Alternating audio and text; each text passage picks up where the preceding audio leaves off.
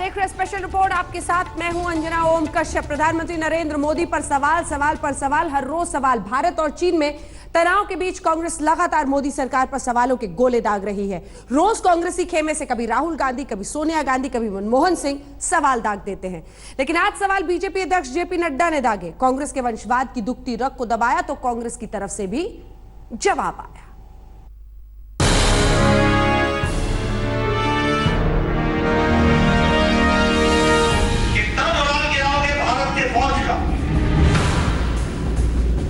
इनका बिल्कुल सही नाम नड्डा जी ने दिया है, the rejected and the ejected dynasty. इन वीरों को बिना हथियार खतरे किए किसने भेजा? अरे मालूम नहीं है तुमको कि क्या नियम होते हैं, अंतर्राष्ट्रीय समझौते क्या होते हैं? कौन जिम्मेदार है? कोई जानकारी नहीं तुम्हें?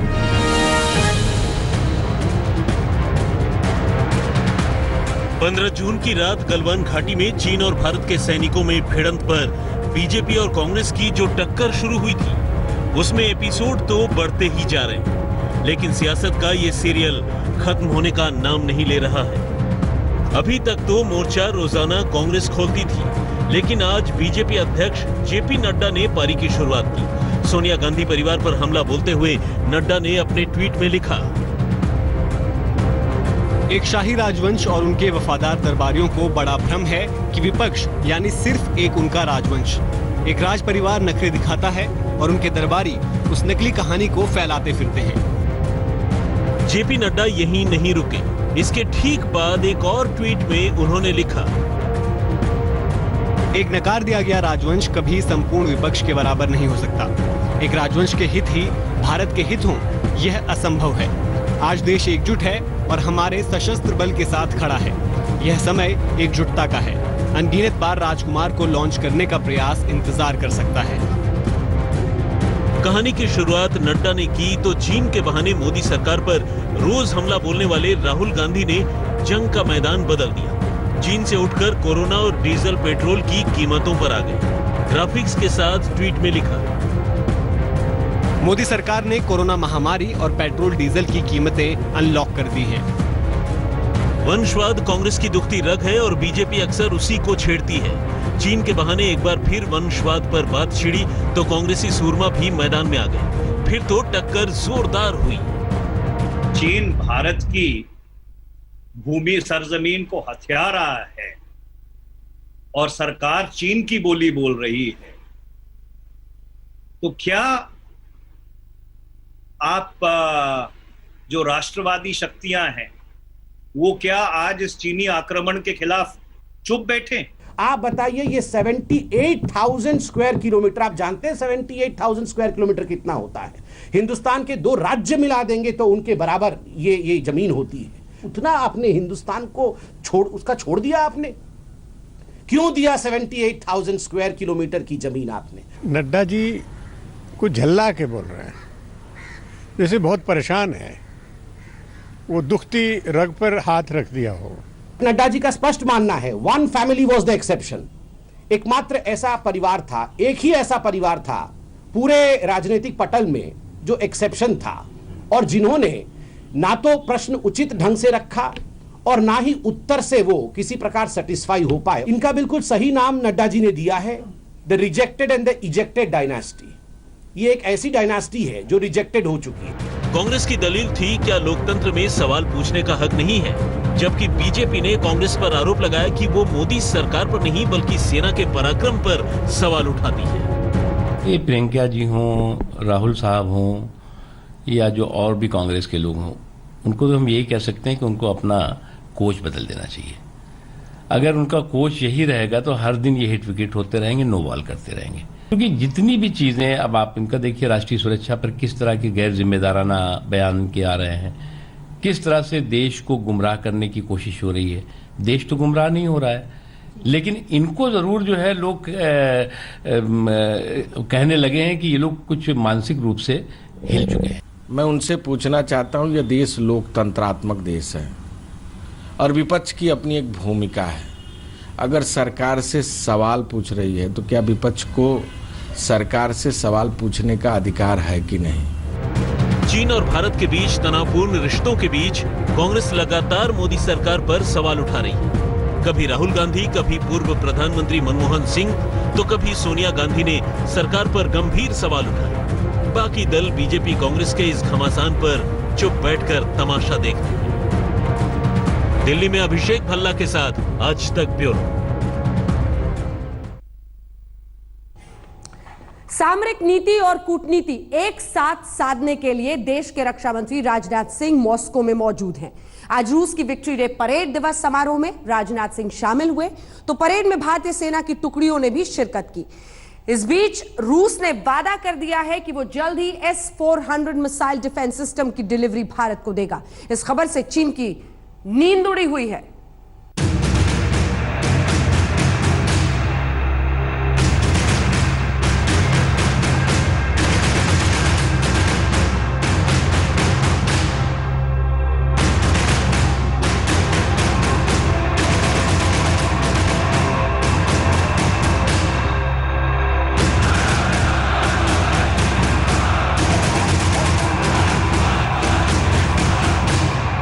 हेलीकॉप्टर और लड़ाकू विमान यूं तो रूस के आसमान नाप रहे हैं, लेकिन इसकी उड़ान से हिंदुस्तान का सीना भी चौड़ा हो रहा है।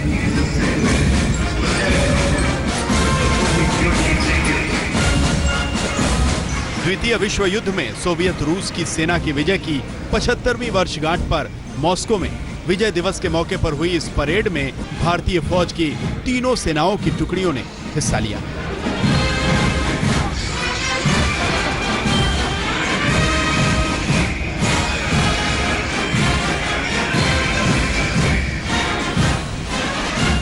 मॉस्को में रेड स्क्वायर पर आयोजित विक्ट्री डे परेड में भारत के रक्षा मंत्री राजनाथ सिंह भी पहुंचे।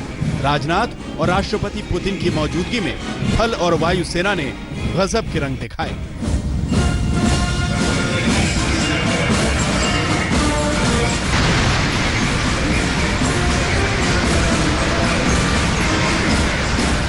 भारतीय रक्षा मंत्री कूटनीतिक और सामरिक रिश्ते मजबूत करने रूस पहुंचे हैं। मिशन ये है कि पाकिस्तान की तरह ही चीन को अलग थलग किया जाए।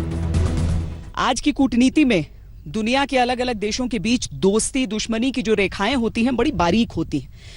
रूस चीन का भी दोस्त है और भारत का भी दोस्त है। हाँ, हमारी दोस्ती जरा पुरानी है, एक पारंपरिक दोस्ती है रूस और भारत के बीच में। चीन इस समय चाहता है कि रूस भारत की मदद न करे, चाहता है कि भारत जो हथियार अर्जित करना चाहता है वो रूस भारत को न दे। लेकिन रूस ने अपना रुख एक पक्के दोस्त वाला बनाकर रखा है।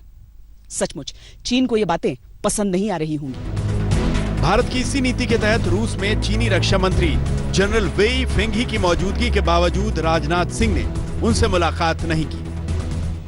मुझे deputy prime minister mister Yuri Borisov के साथ हमारे डिफेंस रिलेशनशिप को रिव्यू करने की अपॉर्चुनिटी हमको मिली है और वो पैंडेमिक रिस्ट्रिक्शंस के बावजूद होटल में मुझसे मिलने के लिए आए। इस सम्मान के लिए मैं उन्हें धन्यवाद देता हूं। राजनाथ सिंह की इस रूस यात्रा से चीन बौखला गया होगा, क्योंकि राजनाथ और रूस के उप प्रधानमंत्री यूरी इवानोविक बोरिसोव के बीच रक्षा सौदों पर अहम बातचीत हुई। बातचीत में रूस ने वायदा किया कि वो S-400 मिसाइल डिफेंस सिस्टम को जल्द से जल्द भारत को मुहैया करवाएगा।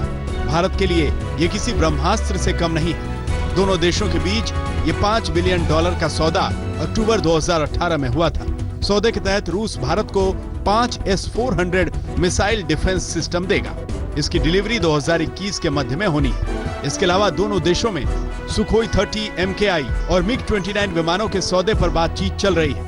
यही नहीं, भारत और रूस में AK-203 राइफल, हल्के हेलीकॉप्टर समेत तमाम रक्षा उपकरणों और हथियारों की खरीद पर बातचीत चल रही है। हमारी डिस्कशन काफी पॉजिटिव और प्रोडक्टिव रही है। मुझे भरोसा दिलाया गया है कि ऑनगोइंग कॉन्ट्रैक्ट्स को मेंटेन किया जाएगा और न केवल मेंटेन किया जाएगा बल्कि उनको और तेजी से कम समय में पूरा भी किया जाएगा, यह भी भरोसा दिलाया गया है। रूस और भारत की दोस्ती का इतिहास बहुत पुराना है। रूस ने हमेशा भारत का साथ दिया है। चीन भारत के तनावपूर्ण रिश्तों के बीच रूस ने भारत की नीति का समर्थन करते हुए साफ कर दिया कि ये मामला द्विपक्षीय है, इसमें किसी तीसरे की जरूरत नहीं। ऊपर से रूस भारत को सबसे advance air defence missile system दे रहा है। इससे चीन की नींद उड़ी हुई है। लेह में श्वेता सिंह के साथ आज तक ब्यूरो। राजनाथ सिंह रूस में है तो एलएसी पर जवानों का हौसला बढ़ाने के लिए army chief general MM Naravane Leh Ladakh के दौरे पर। आर्मी चीफ ने फॉरवर्ड पोस्ट पर पहुंचकर जवानों का हौसला बढ़ाया। वहीं अब सैटेलाइट तस्वीरों से पता लग गया है कि एलएसी के पास पहुंचने के लिए चीन ने किस तरह अपनी साजिशों को अंजाम दिया था।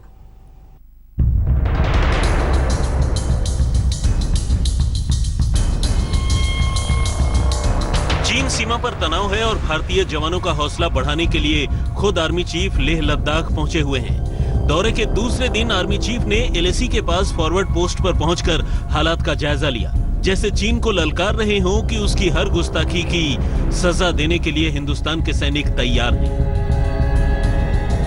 इसी बीच सैटेलाइट से मिली तस्वीरों से पता चल रहा है कि एलएसी के पास चीन किस तरह भारतीय सीमा में दाखिल होने की साजिशें रच रहा था। ये सैटेलाइट तस्वीरें गलवान इलाके की हैं। अलग अलग जंक्शन से सैटेलाइट इमेज ये बता रही है कि एरिया ए, बी, सी और डी में 6 मई को चीनी डिप्लॉयमेंट कितना था। यही नहीं, इन तस्वीरों से पता चल रहा है कि 24 मई को चीनी डिप्लॉयमेंट उनके कैंप में आर्मी की गाड़ियां और मशीनरी कितनी बड़ी तादाद में तैनात की गई थी। चीनी सेना ने भारी मशीनरी के जरिए 24 अप्रैल और 18 जून के बीच गलवान नदी का वाटर फ्लो डिस्टर्ब करके रोक दिया था। इसकी वजह से वैली सूख गई और चीनी सेना के लिए गलवान रिवर से एलएसी के नजदीक तक पहुंचना आसान हो गया। इस तस्वीर से साफ है कि चीनी सेना एलएसी के नजदीक तक तो आई, लेकिन कभी एलएसी को पार नहीं किया। लेकिन चीनी सेना ने भारत के साथ हुए समझौते का उल्लंघन किया, क्योंकि समझौते में साफ है कि एलएसी के पास कोई भी सैन्य जमावड़ा और निर्माण नहीं होगा। ये सैटेलाइट तस्वीरें एलएसी और उसके आसपास चाइनीज कैंप के बारे में बता रही हैं और हरे रंग के बॉक्स बता रहे हैं कि इन इलाकों में चाइनीज बेस कैंप हैं। ये कैंप एलएसी से 30 किलोमीटर की दूरी पर हैं। लाल रंग में चाइनीज कैंप और तिरंगे में भारतीय कैंप एलएसी के आसपास गलवान वैली इलाके में है। आज तक के पास मौजूद एक्सक्लूसिव सैटेलाइट तस्वीरों से साफ है कि किस तरह से चीनी सेना ने एक सोची समझी रणनीति के तहत गलवान नाला इलाके में अपना सैन्य जमावड़ा बढ़ाया। 6 मई से पहले चीनी सेना ने बड़े बड़े आर्मी व्हीकल की जरिए एलएसी की तरफ बढ़ना शुरू किया और इसके लिए उसने गलवान नदी का जल प्रवाह भी रोक दिया और एक साजिश के तहत वो एलएसी के बिल्कुल नजदीक पहुंच गया। लेकिन समय रहते भारतीय सेना ने उसे रोकने का काम किया। मंजित नेगी, दिल्ली, आज तक। इसी खबर के साथ हम रुक रहे हैं स्पेशल रिपोर्ट में एक ब्रेक के लिए। ब्रेक के उस पार रामदेव की दवा पर दंगल, देखते रहिए आज तक। स्पेशल रिपोर्ट में आपका बाबा रामदेव और बाबा रामदेव की दवाई पर दंगल। बाबा कोरोना की दवाई लेकर आए। जी हां, कोरोना की दवाई पर बाबा रामदेव अब घिर गए हैं। रामदेव पर नोटिस अब भेजा जा रहा है। एक तरफ आयुष मंत्रालय ने बाबा रामदेव की इस दवाई के विज्ञापन और बिक्री पर रोक लगा दी है, तो उत्तराखंड की आयुर्वेद ड्रग्स लाइसेंस अथॉरिटी ने कहा है कि पतंजलि ने सर्दी खांसी की दवाई के लिए लाइसेंस लिया था, कोरोना की दवाई के लिए नहीं।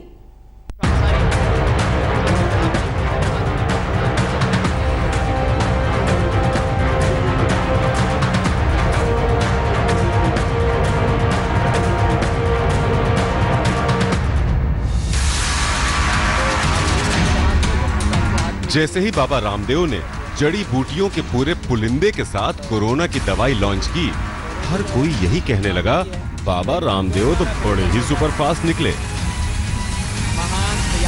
ये तो आप मेरे सामने जो जड़ी बूटी देख रहे हो, इसका आकार भी कुछ ऐसा ही है जैसे कोरोना का आकार आप लोग रोज टीवी में दिखा रहे हो। तो उसी तरह के इसके पूरे आप देखेंगे तो ऐसे ही कुछ चित्र से बने हुए हैं, तो ये ऐसा ही है। और तो और बाबा रामदेव ने अपनी इस दवाई से कोरोना के 100% इलाज का दावा तक कर डाला। जो अभी तक हमने किया है उससे हम पूर्ण संतुष्ट हैं। खाली कॉन्फिडेंस के साथ ही बात नहीं कर रहा हूं मैं, एविडेंस के साथ ही बात कह रहा हूं। ये कोई दावा नहीं है, ये हकीकत है। और जो भी साइंटिफिक एविडेंस है उसको फॉलो करके जो काम किया जाता है उसमें विवाद की गुंजाइश नहीं रह जाती है। बाबा के दावे से चौंकना लाजमी था। क्योंकि जिस कोरोना की वैक्सीन के लिए दुनिया की नामी गिरामी दवाई कंपनियां रात दिन लगी हुई हैं, जिस कोरोना की वैक्सीन के बारे में WHO भी कह रहा है कि दुनिया को अभी वैक्सीन मिलने में 2.5 साल लग सकते हैं, बाबा कोरोनिल नाम की दवाई का पूरा किट लेकर हाजिर हैं। कुछ लोग ईर्ष्या भी करेंगे कि सारी दुनिया के वो डॉक्टर और हजारों नहीं लाखों करोड़ों का कारोबार जिस एलोपैथी में होता है वो वैक्सीन नहीं बना पाए। ये हिमालय में भटकने वाले अनजान सन्यासी, ये भगवा पहनने वाले, ये लंगोटी धोती पहनने वाले इन सन्यासियों ने ये कार्य कैसे कर दिखाया। बाबा रामदेव ने कोरोना की अपनी इस दवाई पर पूरी रिसर्च और ट्रायल का दावा किया, लेकिन दवा के लॉन्च होते ही पतंजलि को आयुष मंत्रालय का नोटिस पहुंच गया और बाबा की दवाई पर जांच बैठा दी गई है। जिससे जो परमिशन चाहिए ड्रग बनाने से लेकर के और ड्रग का क्लिनिकल कंट्रोल ट्रायल से लेकर के सारी परमिशन हमने ली हुई है। अब ये आयुष मंत्रालय वालों को सारा का सारा जवाब हमने ऑलरेडी दे दिया, उनके पास पहुंच जाएगा थोड़ी देर में। हमने इसके लिए जो भी दवाई बनाने से लेकर के क्लिनिकल कंट्रोल ट्रायल से लेकर के CTRI के रजिस्ट्रेशन से लेकर के सारे मीडिया को हमने दिया हुआ है। तो हमने किसी भी तरह का कोई वायलेशन नहीं किया है और क्लिनिकल कंट्रोल ट्रायल के 100% पैरामीटर्स को फॉलो किया है। खुद भी जहां हॉस्पिटल हो कहीं मुद्दे दिए थे उनको, कहीं रूल्स रेगुलेशन दिए थे, उसके मुताबिक आप खुद साइंटिफिक वैलिडेशन किसी मेडिसिन का कर सकते हो। उन्होंने किया है, बहुत अच्छी बात है। और इसके बाद में कहा था नोटिफिकेशन में, ये सब होने के बाद आयुष मंत्रालय को वो सब रिपोर्ट्स भेजनी चाहिए ताकि उसका कंफर्मेशन आयुष मंत्रालय करेगा। लेकिन ये सब कर दिया उन्होंने और ये भेजने से पहले ही वो डिक्लेयर कर दिया। ये नहीं होना चाहिए था। आयुष मंत्रालय ने साफ साफ लफ्जों में कह दिया है कि पहले बाबा रामदेव की दवाई को जांचेंगे, परखेंगे और उस हॉस्पिटल की भी पूरी तहकीकात की जाएगी जहां इससे जुड़ी रिसर्च हुई है, और तब तक बाबा रामदेव की दवाई पर रोक रहेगी। क्या तब तक बाबा रामदेव दवाई नहीं बेच पाएंगे, मार्केट में नहीं ला पाएंगे जब तक आप लोग हरी झंडी नहीं देंगे? जरूर, ये तो रूल है, एडवर्टाइज भी नहीं कर पाना है और बेचना भी नहीं है, इसलिए हम भी जल्दी से जल्दी वो क्लियर करने की कोशिश करेंगे। क्योंकि कोरोना के पेंडेमिक काल में कोई इलाज तो है नहीं, इलाज तो हमने उसको हमारी एथिकल कमेटी ने अप्रूव किया। फिर हमने अप्लाई किया CTRI। ये क्या होती है? Clinical trial registry of India होती है। ये मतलब ये जो भी आप एलोपैथिक अस्पताल अपनी ट्रायल करते हैं उनको CTRI लेनी पड़ती है। हमने वो एक तरह से ICMR के अंतर्गत ही आती है, भारत सरकार की होती है। हमने उसको पूरा प्रोजेक्ट बना के भेजा कि साहब हम लोग ऐसे ऐसे हैं और हम लोग ये आयुर्वेदिक की मेडिसिन है, उसका ऐसे ऐसे एक्शन संभावित है। उसको हम लोग कोरोना का जो मैकेनिज्म एक्शन है, कोरोना घुसता है तो पहले नाक से गया, मुंह से गया, तो हम नाक में कैसे रोक सकते हैं उसको, मुंह में गया तो हम गले में कैसे रोक सकते हैं, फिर वो सीधे फेफड़े में गया वहाँ कैसे रोक सकते हैं। तो ये सब डिफरेंट एक्शन थे, वो हमें इन औषधियों के डिटेल में आपने बताया, हमने अध्ययन किया। अब रहा सवाल था कि हमको असेस करना था कि जब कोरोना चला जाए और ये मेडिसिन हम दें। हमको अप्रूवल मिल गई, हमारी कमेटी ने दे दी। रामदेव दावा कर रहे हैं कि संपूर्ण साइंटिफिक डॉक्यूमेंट्स के साथ श्वासारी वटी कोरोनिल कोरोना की एविडेंस बेस्ड पहली आयुर्वेदिक औषधि है। आयुष मंत्रालय के साथ साथ उत्तराखंड की आयुर्वेद ड्रग्स लाइसेंस अथॉरिटी ने बाबा की दवा पर सवाल उठाए हैं। अथॉरिटी का कहना है कि रामदेव की कंपनी पतंजलि को कोरोना की दवा के लिए नहीं बल्कि इम्यूनिटी बूस्टर और खांसी जुकाम की दवा के लिए लाइसेंस जारी किया गया था। 10 जून को पतंजलि ने ये 2-3 प्रोडक्ट के लिए एप्लीकेशन हमारे कार्यालय में दी और इसके बाद हमने इसको पैनल में रखा। पैनल ने इसका परीक्षण किया। पैनल परीक्षण होने के बाद 12 जून को हमने इनको लाइसेंस जारी किया। उसमें इनके द्वारा कोरोना के ट्रीटमेंट से संबंधित कोई भी क्लेम या कोई भी नाम उसमें नहीं लिखा गया है। हमारे द्वारा जो उसको अनुमोदित किया गया है उसमें इम्यूनिटी बूस्टर और कास और श्वास, खांसी और बुखार, इसके लिए उसको अप्रूव किया गया है। इसके अलावा कोरोना के लिए हमारे द्वारा कोई उसका अप्रूवल नहीं दिया गया।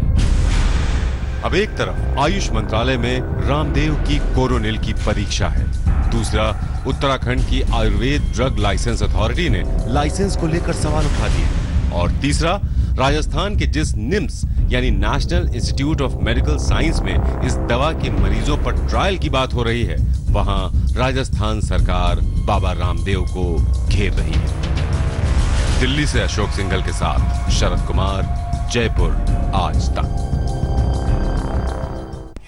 आयुष मंत्रालय ने बाबा रामदेव को जोर का झटका दिया है तो राजस्थान सरकार भी बाबा रामदेव पर सवार हो गई है। जयपुर के निम्स में क्लिनिकल ट्रायल को लेकर राजस्थान सरकार बाबा रामदेव को घेर रही है, इसे घोर अपराध बता रही है, खिलवाड़ कह रही है।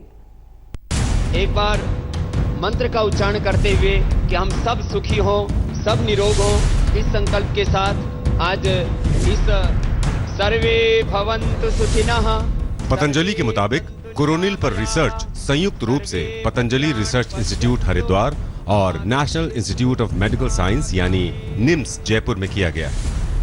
पतंजलि ने यह भी दावा किया कि 280 मरीजों पर ट्रायल और रिसर्च करके विकसित किया गया है इस दवा को, लेकिन राजस्थान सरकार बाबा रामदेव की दवा के क्लिनिकल ट्रायल को घोर अपराध बता रही है। इतनी भयंकर महामारी है, पूरी दुनिया सदमे में है और कंट्रोल नहीं कर पा रही है। अमेरिका जैसा देश जहां लाखों की संख्या में लोग मर गए और यहाँ ये अपने लेवल पे क्लिनिकल ट्रायल करके और मीडिया के जरिए आम आदमी को भ्रमित करने की कोशिश कर रहे हैं, ये तो दंडनीय अपराध है। हम देखेंगे जो एफआईआर दर्ज की एक डॉक्टर ने, मैं पुलिस डिपार्टमेंट को डायरेक्शन दूंगा और ये कहूंगा कि इसका इन्वेस्टिगेशन हो, ये किस तरह से इन्होंने किसकी परमिशन से ट्रायल किया है। मजाक बना दिया इन्होंने। ये कोई दुकानदारी है क्या? ये दुकानदारियां नहीं चल सकती किसी सूरत में। पतंजलि और निम्स एक साथ मिलकर ये दावा कर रहे हैं कि उनकी इस दवाई से 3 दिन में 69% और 7 दिन में 100% मरीज कोरोना नेगेटिव हुए, जबकि राजस्थान सरकार का कहना है कि जिन मरीजों को कोरोनिल से नेगेटिव करने की बात हो रही है, सच्चाई ये है कि वहां कोरोना के बिना लक्षण वाले मरीजों को भेजा जा रहा था। ये सिम्टोमेटिक केसेस को हम वहां भेजते थे और 7 दिन में तो वैसे ही रिकवरी हो रही थी। वहां कई पेशेंट हमारे यहाँ राजस्थान में 3 दिन में पॉजिटिव से नेगेटिव हुए हैं। ये जो दावा कर रहे हैं कि 7 दिन में ठीक हो जाएंगे, ये तमाशा है और कुछ नहीं है। और इस तरह के तमाशा करने से बाज आना चाहिए बाबा रामदेव को। ये अच्छी बात नहीं है कि सदी की सबसे बड़ी महामारी है ये लोगों के स्वास्थ्य के साथ खिलवाड़ कैसे कर सकता है कोई भी आदमी। देश में कानून है, राज्य सरकारें हैं, केंद्र सरकार है, WHO है, सबको आप इग्नोर करके खुद ही क्लिनिकल ट्रायल कर लोगे और खुद दवाई को आप मार्केट में लॉन्च कर दोगे और मीडिया को बुला के और पब्लिसिटी करोगे तो कानून के दायरे में तो लाना ही पड़ेगा ऐसे लोगों को। इसमें रिजल्ट्स काफ़ी अच्छे आए हैं। इसमें जो पतंजलि के रिसर्च पब्लिकेशन जो उन्होंने हमें दिया है पब्लिकेशन, उसमें यह है कि 3% 3 दिन में 69% पेशेंट ट्रीट हो गए थे और हाँ पूरी तरह ठीक हो गए थे, और बाकी जो मरीज थे वो भी 7 दिन में पूरी तरह सही हो गए। तो इसका रिजल्ट इफेक्टिवनेस 100% है। हमने निम्स को जो सेंटर बनाया था कोरोना के लिए, वहाँ हम एसिम्टोमेटिक पेशेंट्स को भेजते थे जिनमें बीमारी के कोई लक्षण नहीं हो, ऐसे मरीज हमने वहाँ शिफ्ट किए थे। लगातार हमारे अभी भी सेंटर बना हुआ है, अभी भी एसिम्टोमेटिक पेशेंट जो आते हैं उनको हम वहाँ शिफ्ट करते हैं। तो उनमें क्या बुखार, खांसी, गले में खराश कोई लक्षण नहीं थे? एसिम्टोमेटिक का मतलब होता है जिसमें कोई लक्षण नहीं हो, बिल्कुल अपने साधारण आदमी जैसा उसका वो हो, उसका पूरा तबीयत उसकी बिल्कुल सामान्य आदमी जैसे हो, न बुखार न खांसी न कोई रोग, कोई छिड़क की संभावना नहीं हो, ऐसे लोगों को एसिम्टोमेटिक रोगी बोलते हैं। उस तरह रोगी हम शिफ्ट करते हैं। तो ये उनका दावा है कि हमने वहाँ पर आयुर्वेद की जो दवाइयाँ बनाई हैं उसका ट्रायल किया, उससे मरीजों को ठीक किया है। नहीं, ऐसी हमारी कोई जानकारी नहीं है, नहीं उस इंस्टीट्यूट ने हमसे कोई परमिशन ली दवाई का टेस्ट करने के लिए, तो इसलिए हम इस बारे में कुछ नहीं कह सकते कि वो उसमें किस तरह का उन्होंने ट्रायल किया है, क्या नहीं किया है। अब देखना यह है कि क्या बाबा रामदेव की कोरोनिल इन तमाम बचड़ों से निकलकर पास हो पाती है या नहीं। दिल्ली से अशोक सिंघल के साथ शरद कुमार, जयपुर आज तक।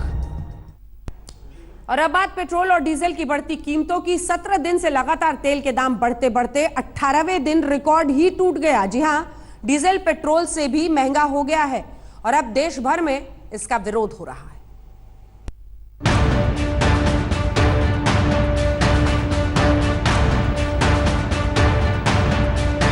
पेट्रोल पंप का मीटर घूमा तो कांग्रेस साइकिल पर आ गई।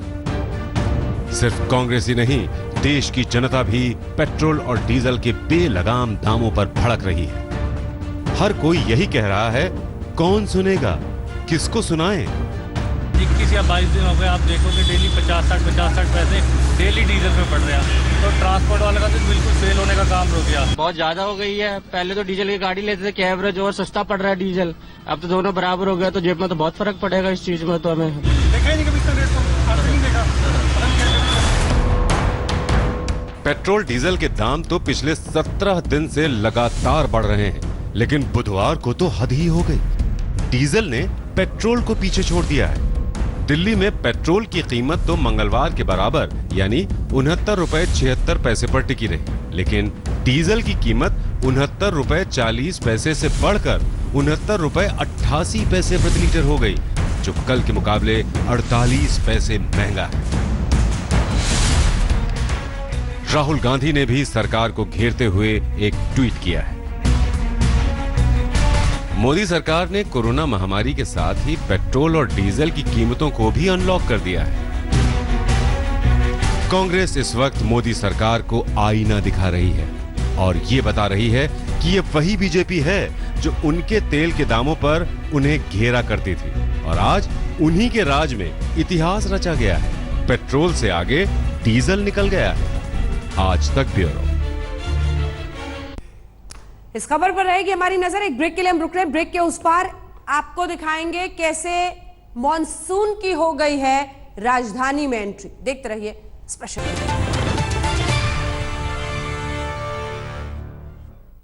तपती और जलती गर्मी से राहत का मौसम आ गया है। जी हां, दिल्ली एनसीआर में आज मॉनसून की फुहारें बरसी। छोड़े जा रहे हैं आपको स्पेशल रिपोर्ट में इन्हीं तस्वीरों के साथ। जो विंड पैटर्न है हमारे पास पूरी हवाएं रही हैं हमारे पास, और साथ ही साथ पूरे पश्चिमी उत्तर प्रदेश के जो बाकी इलाके थे, जो कि कह सकते हैं कि आप गाजियाबाद, नोएडा, ग्रेटर नोएडा और दिल्ली में वहाँ पर रेनफॉल हुई है। तो ये मानसून की रेनफॉल है और विंड पैटर्न भी सपोर्ट कर। नमस्कार, मैं हूं अंजना ओम कश्यप। हमें उम्मीद है ये वीडियो आपको पसंद आया होगा। लेटेस्ट खबरों के लिए यूं ही देखते रहिए आज तक, और इस वीडियो के पसंद आने पर लाइक, शेयर एंड सब्सक्राइब करना ना भूलें।